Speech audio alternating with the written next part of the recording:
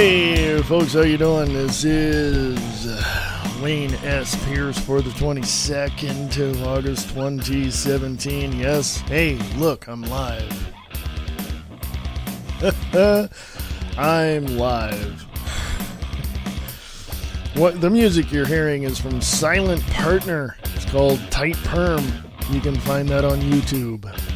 So thank you guys over there at Silent Partner. Anywho, lots to talk about today. I just thought, like, at the last minute, I'm going to go live. So, here I am, folks. I'm live, right here in your ears. Probably not in your face because I don't have the webcam on. So, you know, hey,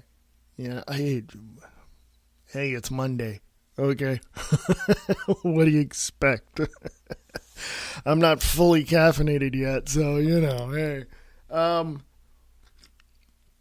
Speaking of which, I'm drinking coffee as we speak. But anyway, well, not if we speak. If we do that, I get it all over the front of me, and I dribble. And anywho, lots going on in the news today.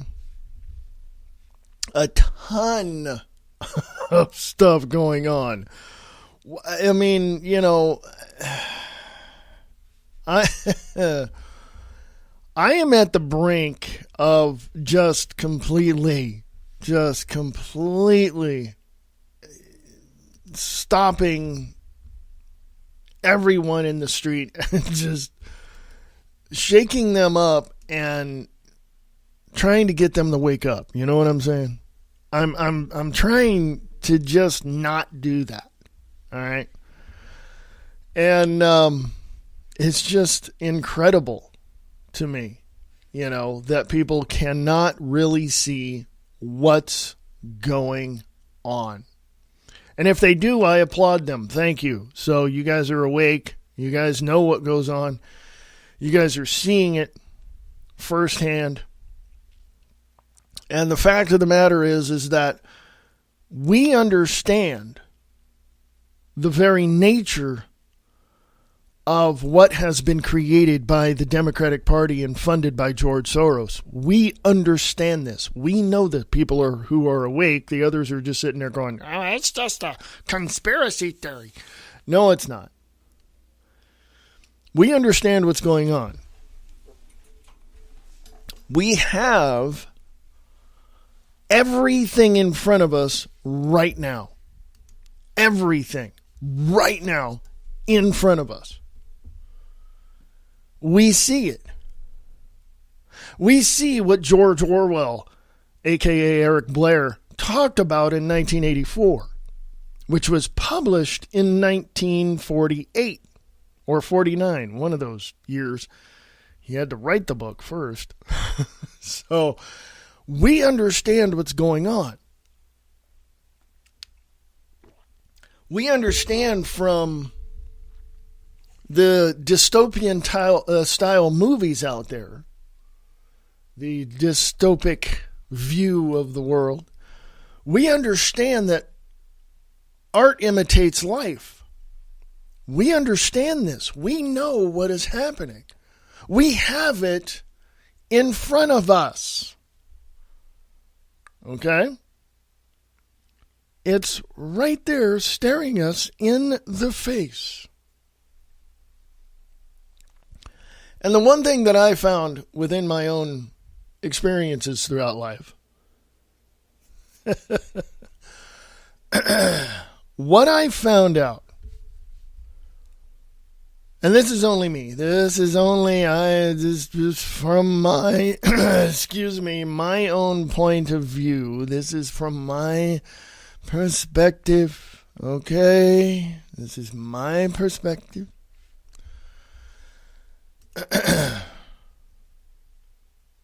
The thing is what I've seen literally has unfolded in front of my eyes for many, many years. And what I see is a plethora of people viewing these things as if viewing things from, viewing the outside world from inside of a house. This is what I'm seeing. This is what I have seen over the years. And it takes people like myself, like Alex Jones or Rush Limbaugh or any number of these people, and, Nick Tucker and Brian Lang, any number of these people like myself, to come together for you guys to see what's going on the outside of the house. And we're encouraging you to come out and check it out. This is what I've seen over the years. People don't want to see this stuff. And let me also say this. People use excuses.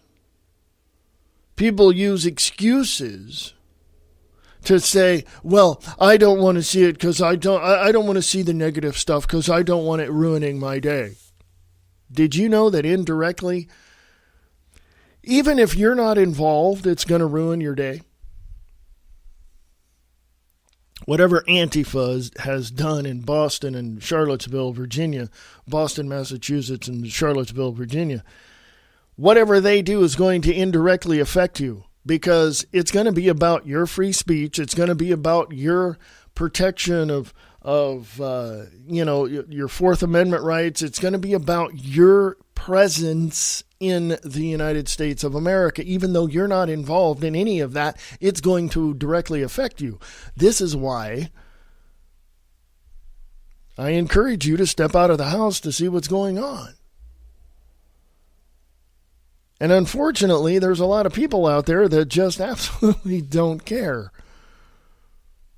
And they watch the mainstream propaganda media like MSNBC to get their news.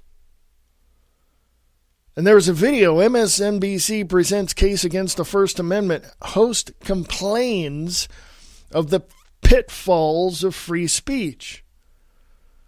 After promoting Antifa violence twice in 1 week, NBC had a debate, it's in quotes, about whether the First Amendment protects all speech or not, declaring that there are pitfalls to free speech. Here's the pitfall, folks, and I'm going to tell you specifically what it is. Number one, Antifa and all these anti-American, all these domestic terrorists that are out there right now in the United States of America are using the First Amendment as a license to get their narrative heard and to damage and pretty much tear down the rest of the United States of America. They're using that as a license, quote unquote, to get their way. And they are domestic terrorists because they are doing what they're doing to make a political change. Go look up the word terrorist at dictionary.com. MSNBC's Katie Tur declared that the broadcast would focus on, quote, challenging the First Amendment, unquote. Quote, should extremist groups have the right to rally? We'll delve into the power and pitfalls of free speech, unquote, Tur stated during the opening segment. Tur previously badgered the mother of Heather Heyer, the woman who was tragically killed in Charlottesville, about her opinion on President Trump. But I'm going to leave it right there for you folks to go check it out on American Liberty Radio Podcast. American Liberty Radio Podcast is the page to go to on Facebook. Yes, I use Facebook. There's other places to go, by the way, and I'm looking into that. So the big thing yesterday was the eclipse. So I know that it's a big deal, and I know a lot of people go, oh yeah, folks, it's just the moon going in front of the sun. That's all it is. That's all it is. Some people got a full eclipse, some got partial. Here where I'm broadcasting from in Billings, Montana, we got, it wasn't extremely dark, but it was, it was interesting,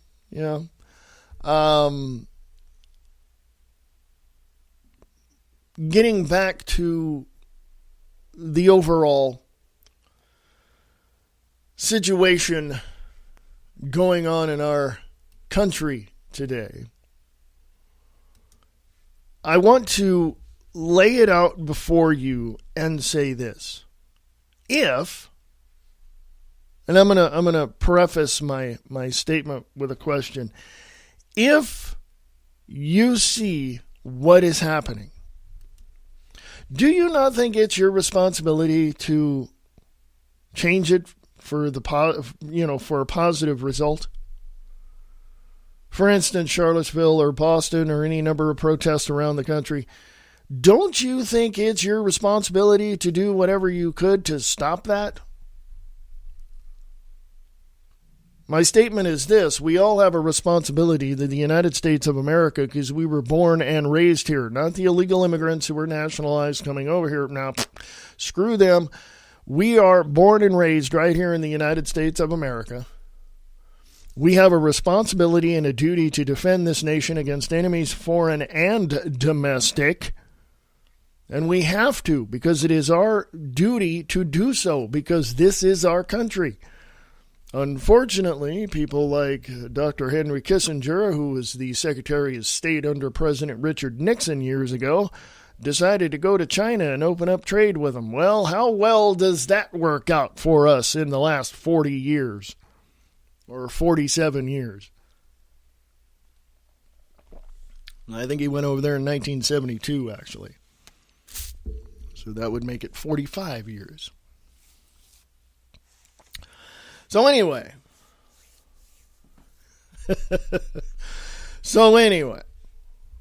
How well has our trade with known communist countries, China is a communist country, how well has that worked out for us? We trade with Saudi Arabia, who is known for killing Christians. Yes. Go look it up. We trade with people like Iraq. We trade with people like, of course, the UK, and there's some other, countries over there in Europe that we don't agree with their politics, but we're still trading with them. And we trade with Russia. We trade with Germany.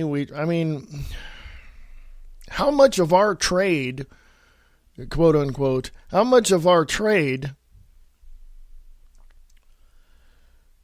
do we get from other countries? How much of our stuff that we buy at the stores do we get from other countries? The majority of it is from China. I'd like to challenge all of you and say this.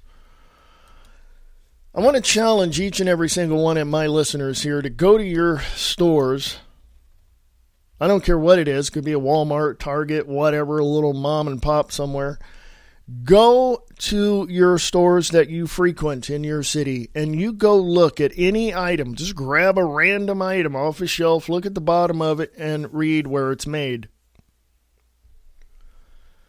I don't think there's hardly anything made in the U.S. anymore. And if it is, it's made for other countries, and it's made by companies that are from other countries here in the United States. But I really don't think that we have the ability to build anymore. I don't think we have the ability to create and be resourceful and be innovative anymore. Look at what Japan and China are doing on the electronic side of things, on that technology side of things. Have you seen the robots? Have you seen the androids? Have you seen the things that they're doing with their technology? We cannot do that here. And if we do, it is so rudimentary and is so basic that it doesn't look like anything as promising or as technological as those things coming out of China and Japan. Why? Because I can tell you why. Overregulation and, I'll just say this, corporate cover-ups. Yep. I said it. Now, the only other thing that I want to say about technology, and then I'll move on here, is we have the technology to we can be riding on the bus in our city going somewhere, and we can look down at our iPhones or at Androids and just see what the news is. We can do that. We can play games on on this little device we call a cell phone. We can, folks, I'm sure most of you have a computer in your house. You carry around a computer each and every single day, and it's called your cell phone. I remember years ago, 20 some odd years ago now, I had one of those flip phones, those little mini, really light flip phones, not track phones, I can't remember what it was, but I got it from Verizon years ago, and I was working, and I got another phone, I got a Nokia, I got, all these other phones throughout the years. And then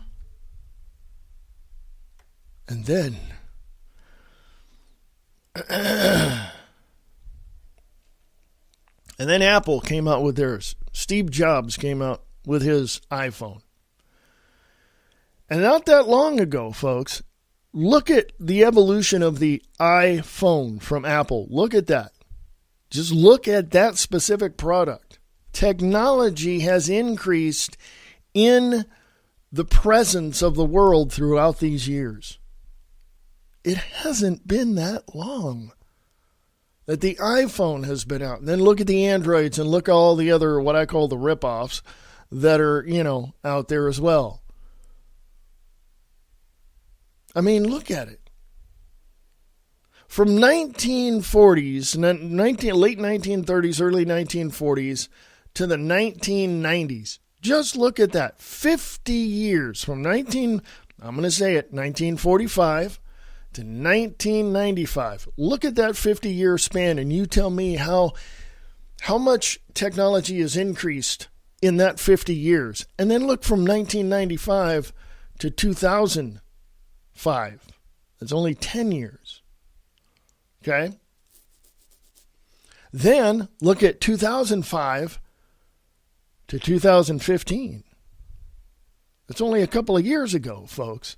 Look at how technology has decreased in size but increased productivity. Think about that, folks. And then ask yourself, how come the United States of America cannot have the plants and the production lines to create something like what China and Japan are doing?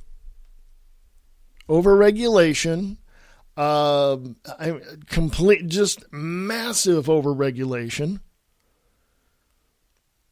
No way to create the opportunity to be innovative because your colleges are bought and paid for by leftist organizations and their governmental indoctrination institutes. So you have all of that. A child in Japan, from what I understand, at the age of 4 or 5 is immediately put on to a computer, if not sooner, and by the time they graduate high school and go into college, they are more proficient at computer technology than you will ever be in your whole entire life. You understand that? America, the United States of America, cannot do that. Because, why? Well, go look it up. Go look it up. I don't. I'm not telling you something that's not true. I don't sit here and just, spout stuff off. I know about these things. 22nd of August, 2017, Breitbart is reporting Trump's America First base unhappy with flip-flop Afghanistan speech. Many quickly expressed their disappointment at the business-as-usual address. Folks, before I even read this first couple of paragraphs and share it on American Liberty Radio Podcast on Facebook for you, let me say this. His hands are tied, folks. His hands are tied. Congress is not untying his hands. They've purposely tied his hands with Afghanistan. Why? Because the military's over there protecting the poppy fields for the drugs that they ship over into Mexico for processing and into the United States for consumption. You don't believe me? Go look it up. President Trump's America First base was the biggest loser of Trump's speech on Afghanistan Monday night, And many quickly expressed their disappointment at the business as usual address from the president, who had once promised to limit American intervention abroad and focus on nation building at home. Trump's speech, in which he pledged to increase the number of troops in a 16-year war, was the first since the departure of Chief Strategist Steve Bannon, and confirmed the fears of many on the right that without a strong nationalist voice in the West Wing, the president would revert to the same old fare that Americans had voted to reject in November, using many of the same vague promises that previous presidents had used, including a repeat of Obama's promise not to give a blank check to Afghanistan, and a pledge to finally get tough on Pakistan. It was a far cry from the American first foreign policy he laid out in the months before Election Day. Conservative commentator Ann Coulter, who had been an enthusiastic supporter of Trump during the campaign and penned a book called In Trump We Trust, summed up the wariness of the nationalist right when she tweeted, quote, "It doesn't matter who you vote for, the military-industrial complex wins," unquote. It says read more, so I'm going to put that up on American Liberty Radio Podcast on Facebook.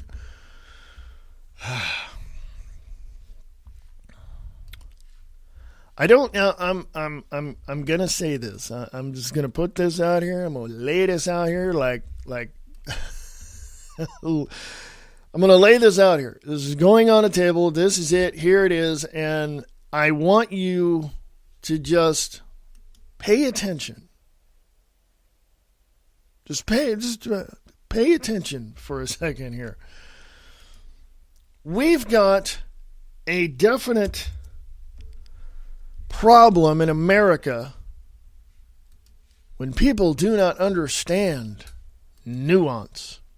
I'm not saying there's any nuance in this article that I just put up on American Liberty Radio Podcast. What I'm saying is that people do not understand nuance. They don't understand little bits and pieces. In other words, they don't read between the lines. They don't understand context. They don't understand syntax. They don't understand punctuation or any of that. There are people out there that don't understand it. Now, most of you listening to me understand this. You know this. You understand it's there. It's in your face. There it is. You know this. Okay. But there are other people out there that just don't get it. They just don't get it. Okay? Unfortunately, we have too many of those people running around. It's unfortunate, but we have those people. And literally, these people are against anything that is...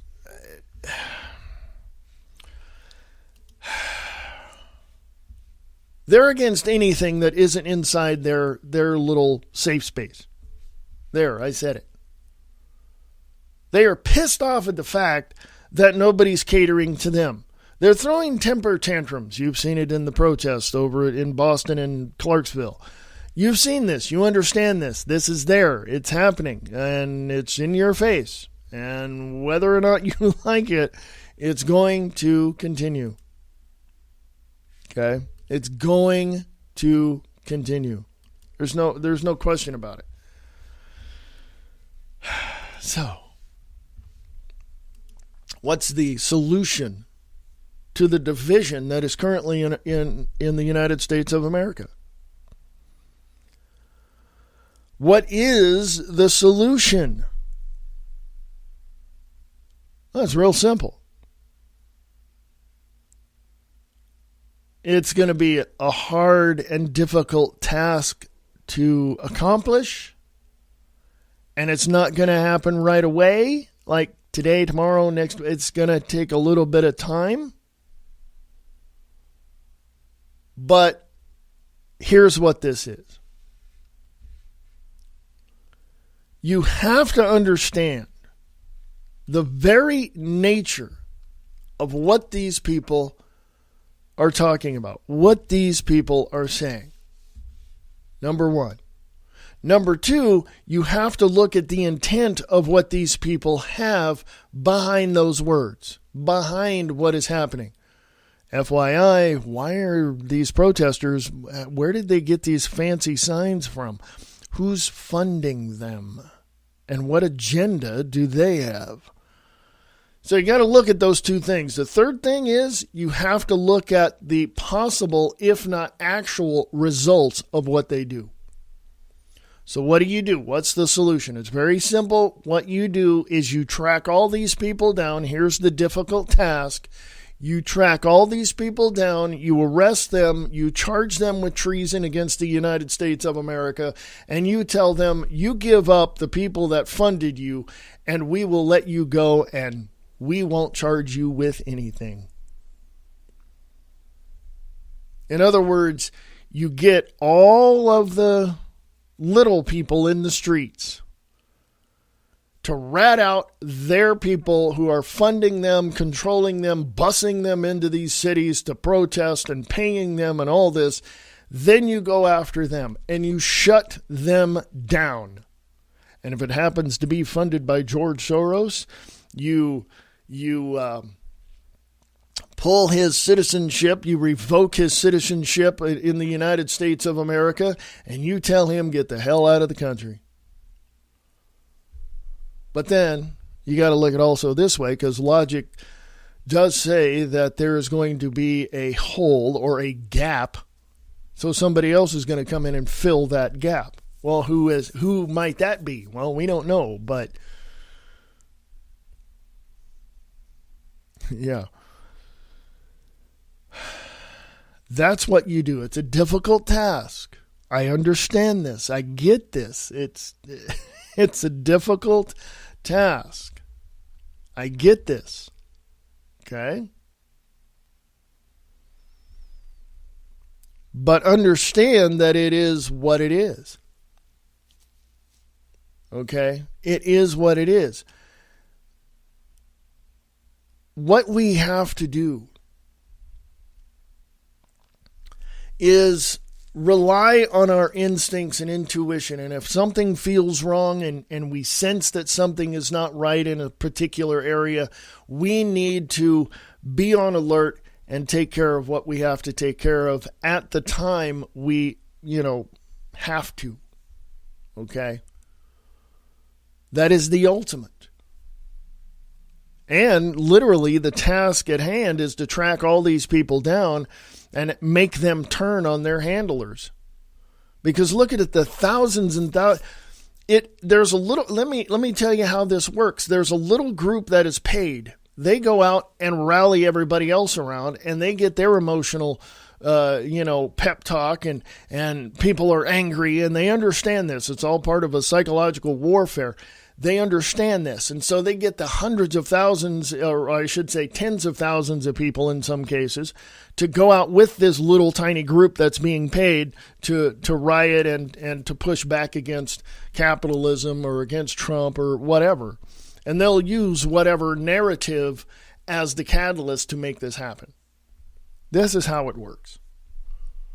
Okay? This is how it works. All right? I don't know. I honestly do not know why people haven't stepped up to the plate and started pushing back and finding these people that are funding these groups. I don't know. Honestly, I do not know. Okay, why this hasn't happened yet. I got to go to break. I'll be right back. This is American Liberty Radio Network, AmericanLibertyRadio.weebly.com, AmericanLibertyRadio.weebly.com. I'll be back in 3 minutes, 15 seconds. In a world where everything seems to be upside down and backwards, and all hope seems to be lost, there is one voice sharing the truth, revealing the facts, without all the bullshit. American Liberty Radio Network. AmericanLibertyRadio.weebly.com.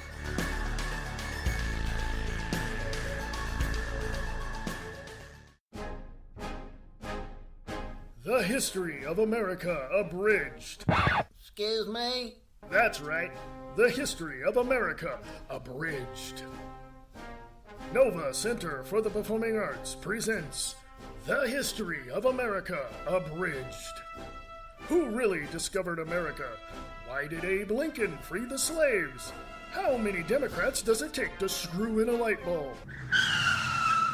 What? Nova Center for the Performing Arts will answer those questions and more.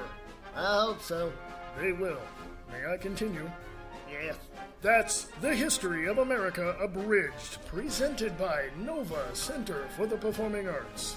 For more information about dates and times and tickets, contact Nova Center for the Performing Arts on their website at www.novabillings.org.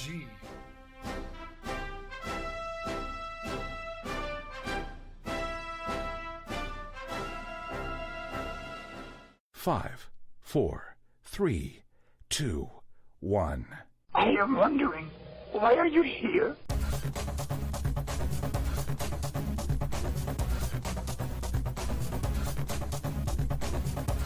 Do or do not.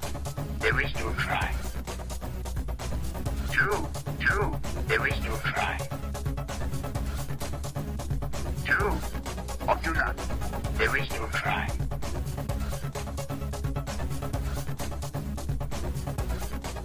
I am wondering, why are you here? Sharing the truth one fact at a time without all the BS. American Liberty Radio Network. AmericanLibertyRadio.weebly.com.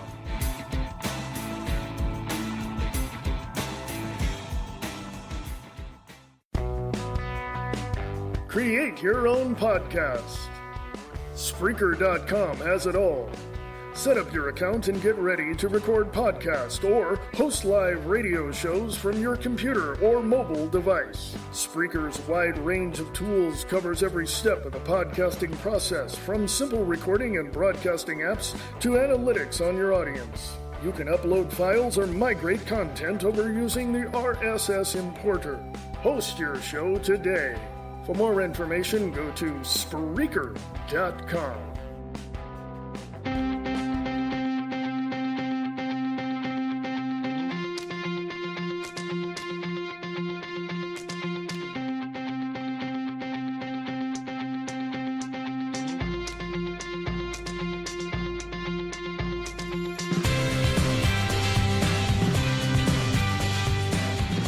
Hey folks, how you doing? Welcome back. This is the American Liberty Radio Network, AmericanLibertyRadio.weebly.com, or at American Liberty Radio on Spreaker.com. Either way, I'm also on iTunes and let's see, I'm on Google, Music, Google.com. I'm just all over the place. I'm heard all around the world, so welcome to those listening around the world. Thank you very much. Appreciate that. Yes, folks, I'm heard all over the place. So go check it out. If you would, please, thank you very much. Hey, look at this. Here's one of the organizations that push for division in the United States of America. The Southern Poverty Law Center pushes radical left hate agenda against police. Apple, Google, Facebook look to hard left SPLC to censor conservatives and libertarians. Yes. So why am I using Facebook and Google and Apple?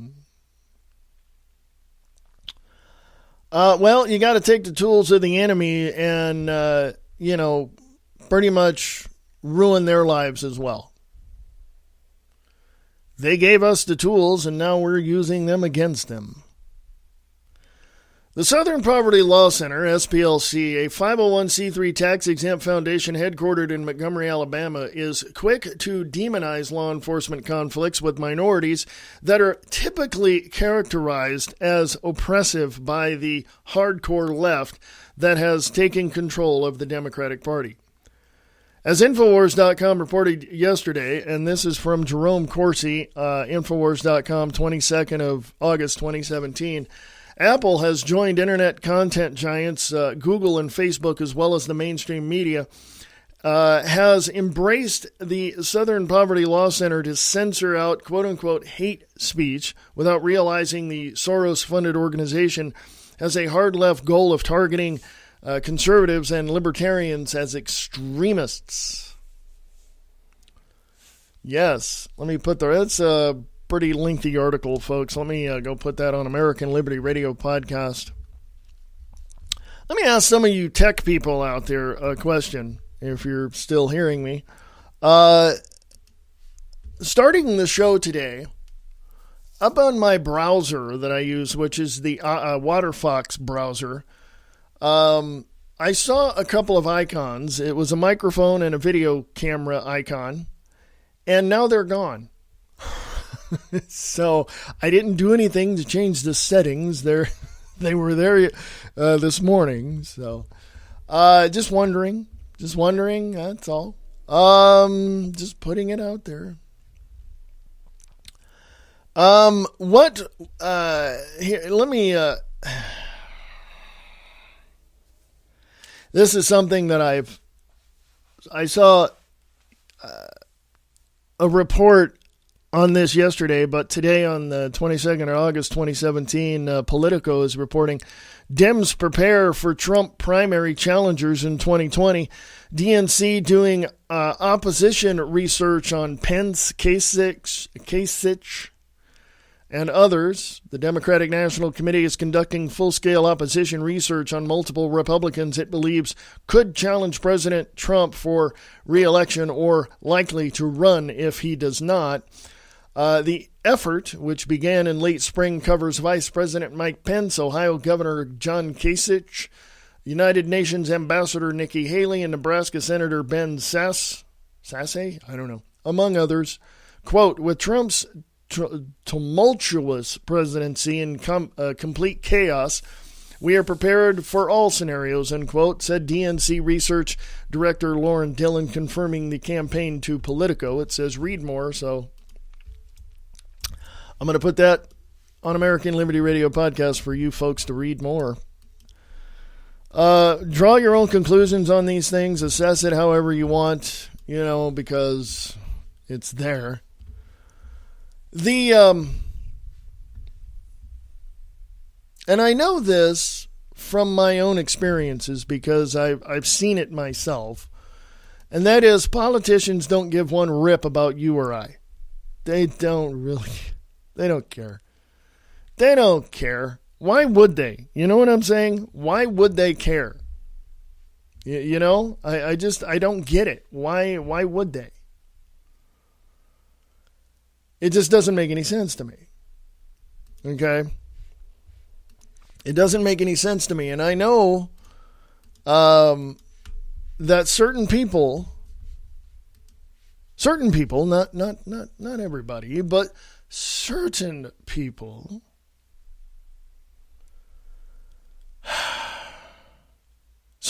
see things a certain way. I'm just going to, again, that's where I wanted to go, and that's my point. Certain people see things a certain way. So when the Democrats do this research into their opposition, which are the Republicans, and try to find what, little problems or whatever, what they're doing is they're doing a witch hunt. Or should I say they're trying to find every loose thread in the Republican narrative to try to use against them in the 2020 election campaign, which starts up in about a year from now. So, So the thing is that you will see a tremendous amount of push, number one, by the Democrats, and number two, supported by the Republicans. Have I not told you that the Republicans and Democrats belong to one party called the Progressive Party? Have I told you that before? Yeah, that's the way it is. It's only one party. It's called the Communist Party if you really want to look at it and get down to what progressivism really is. That's what it is. Trump is pulling the rug out from under these people, and they're doing face plants on the concrete, and they're losing their asses every time they turn around, and their narrative is being, blown to pieces because of all the holes in it. And Trump's doing that. He just literally pulled the rug out from people, and he's doing what he said he was going to do. Slowly, mind you, but he's doing it. Now, when you go back to 2000, 17 years ago, and you see the election of George W. Bush, he did the same thing. Although he was, quote unquote, establishment, he was still doing everything he could to change things. Well, as you saw in the midterm elections in 2002, you saw how the Democrats came in and just overwhelmed him with all sorts of stuff, but he busted through that and was reelected. Okay? It's two conductors on the same train trying to, and fighting to see who's going to, pull the brake a little to slow down that train. That's all it is, folks. Has nothing to do with creating a better United States of America. That's what Democrats and Republicans do. They're both on the same train trying to slow it down. That's all they're doing. Trump comes in, kicks both the conductors off, stands there, pulls the brake, and slows that train down a lot quicker and a lot easier, and it's starting to slow down. Because you got a lot of volatile stuff in the boxcars behind him, so he's slowing it down. He's not racist. He's not prejudiced. Get your mind out of that scenario and that narrative, because he's worked with the black communities in New York, so I don't know where this narrative is coming from. The fact of the matter is, these people, in opposition to what Trump is doing, and I'm going to say it, they need to shut the hell up. All of them. That's it. They need to shut up. Now, a lot of people would say, well, you can't tell people to shut up. We have a First Amendment. We can say whatever we want. Don't use the First Amendment as your license for idiocy. Don't use it as part of your process to create chaos in the United States of America and to make political changes that you think need to happen. That's the true definition of terrorism. So shut your damn mouth. You have nothing worth saying. Okay? And if you don't, there's a few 100 million Americans that will make sure that you don't say a word. And it's basically who's going to shout louder than the other person, basically. Yeah.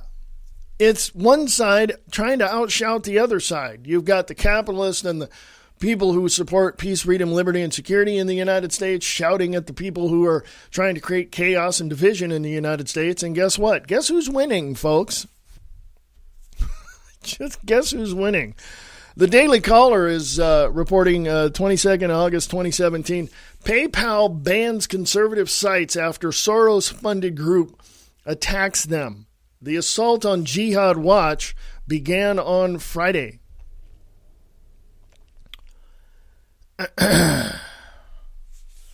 PayPal banned Jihad Watch, an American freedom defense initiative, after receiving online donations using their platform because of the site's quote-unquote activities, after being designated as quote-unquote hate sites by left-wing groups. Jihad Watch was reportedly banned from PayPal on Saturday afternoon.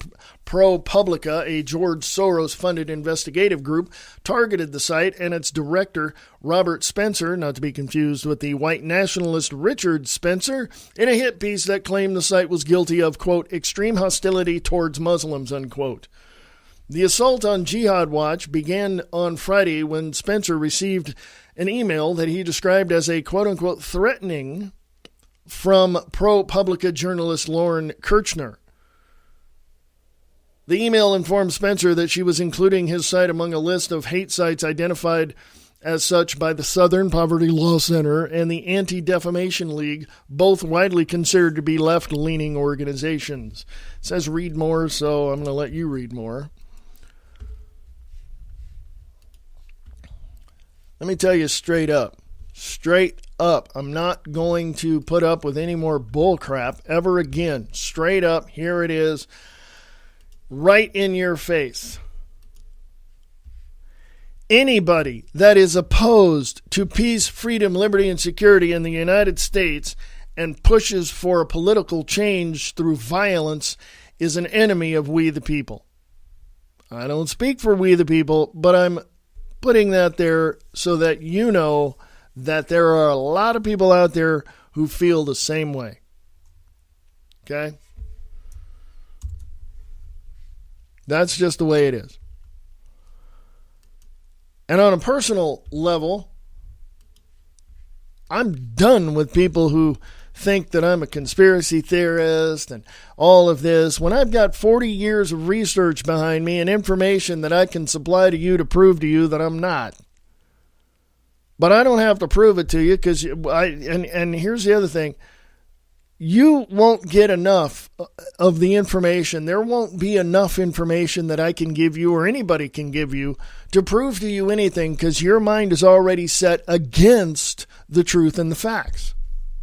End of story.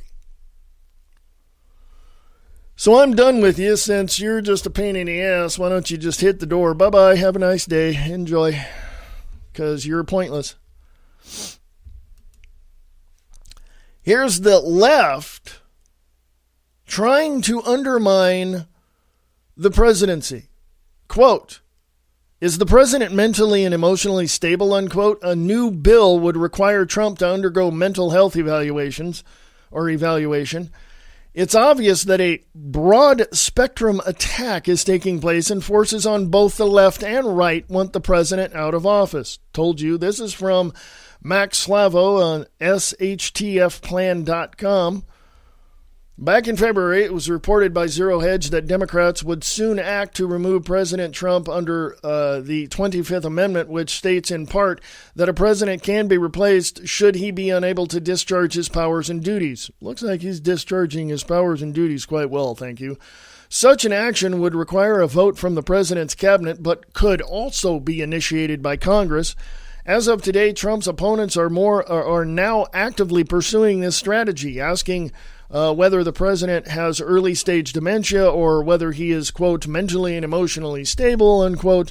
Congressional Representative Zoe Lofgren, Democrat of California, obviously, introduced legislation that would force the president to submit to a psychological evaluation. Yeah, there's a whole bunch of stuff here, right? So let me put that on American Liberty Radio podcast. See, now they're just grasping at straws. The left and the right are just grasping at straws. They don't care at all. All they care about is getting him out of office. Why? Because they're not making any money from those people that bought and paid for their positions in Washington, D.C.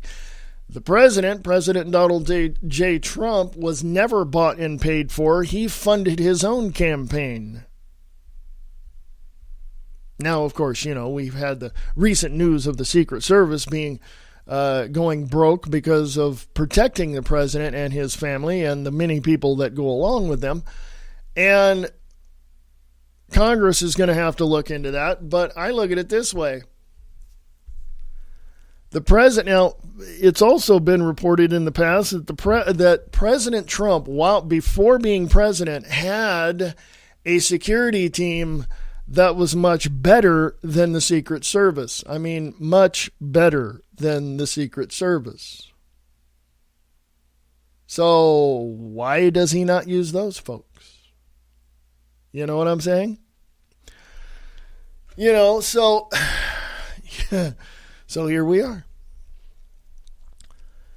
Now, when I look back in history and I look at the presidents and I look at how they managed to get through life as well as they did, excluding a few that were assassinated, my question would be, why is the Secret Service taxpayer funded?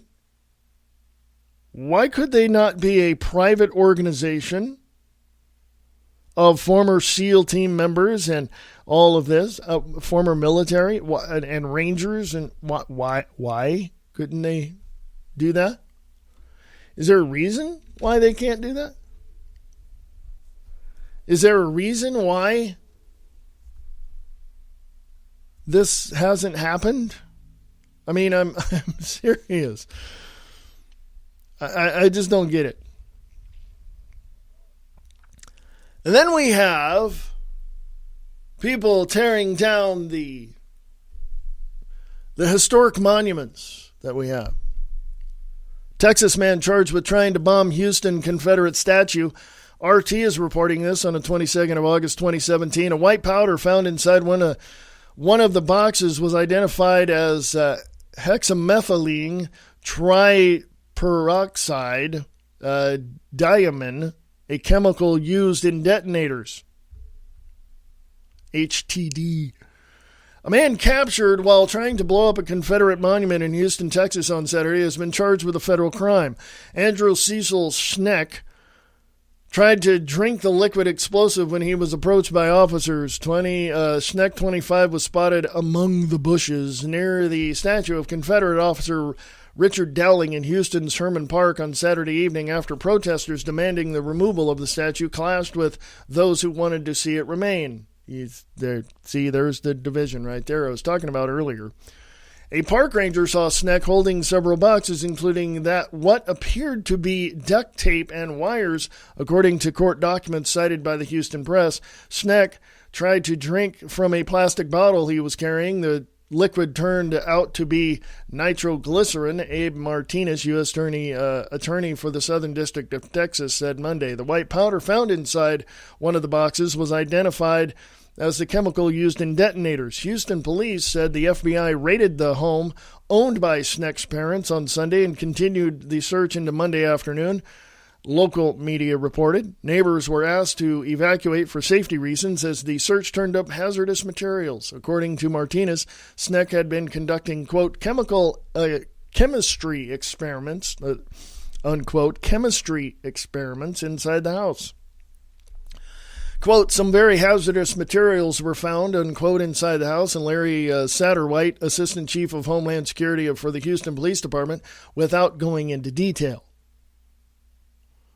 This was the second time federal authorities raided Schneck's home. He pleaded guilty in 2014 to federal charges of knowingly storing explosives and was sentenced to 5 years probation. Schneck was granted early release in 2016 after his attorney argued that he, quote-unquote, had matured and no longer engaged in high-risk activities. Schneck has also paid $159,000 to FBI and local authorities to reimburse the cost of investigation and obtained a bachelor's degree in classics and chemistry in Austin College. One of the refugees from Ireland's potato famine, Richard Dick Dowling, arrived in Houston in 1846. He fought in the Civil War on the side of the Confederacy and ended up with the rank of major. His greatest achievement was the September 1863 Battle of Sabine Pass, in which his unit of 47 men turned back the Union force attempting to land in Texas, capturing 2 gunboats, 350 prisoners, and a large quantity of supplies in the process. A plaque dedicated to Dowling in his birthplace of Tuam in 1998 is also the only Confederate monument in Ireland. So this 25-year-old has history. So there you go. I'm going to put this on American Liberty Radio podcast.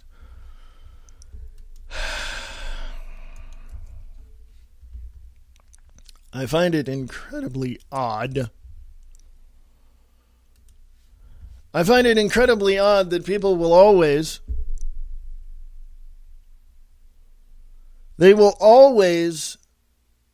push the narrative to separate, divide, and conquer. I find it incredibly odd that people would do that.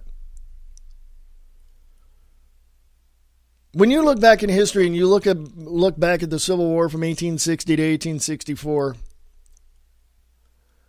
you have to understand what the catalyst was behind it. It wasn't so much slavery as it was secession from the rest of the United States, because I'm going to say it, the president of the Confederacy, Mr. Jefferson Davis, did not like Abraham Lincoln, did not like the fact that he wanted to do what he was doing. Okay? So he, basically encouraged the southern parts, southeast part of the United States to separate from the northern part, the Union, if you will. And so that's when the whole thing, blew up in their face, and big civil war and all this. And like I said, it wasn't so much about slavery, because that was a minor little thing in that catalyst that caused the Civil War. I'm not saying slavery is a minor thing. I'm saying that was just a small part of the catalyst which spurned the Civil War. Now,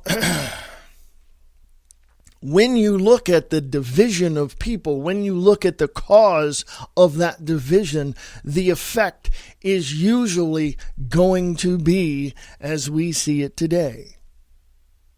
Look at Boston, Massachusetts, not only 2014, but just a week ago, and also Charlottesville, Virginia, what happened there. And look at all these things. Why do people want division? They want division because, and I'm just going to say this is another part of what we see that is causing all of the problems that we are witnessing today.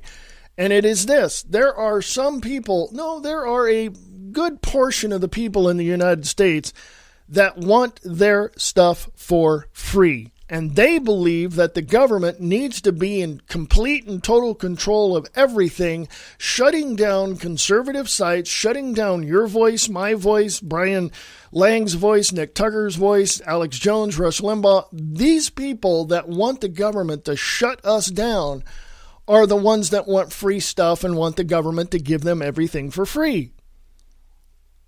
Because it is already known from the documents that have been released or that have been quote unquote leaked that Hillary Clinton would have shut down the freedom of speech in this country. She would have taken our guns away. There is no debate about that. This would have happened.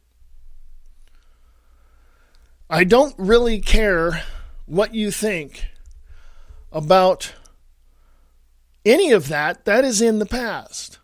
I know for a fact this is what she would have done because I've seen the documents. I've seen the people talk about it. I can put two and two together and add things up and read between the lines. Remember I talked about nuance? Yeah. So the bottom line is here, we have a country that is divided ideologically, politically, spiritually, and physically. Why? Because somebody wants their free stuff and they're pissed off that another group of people don't want that. It's ideology, folks. It's basically ideology.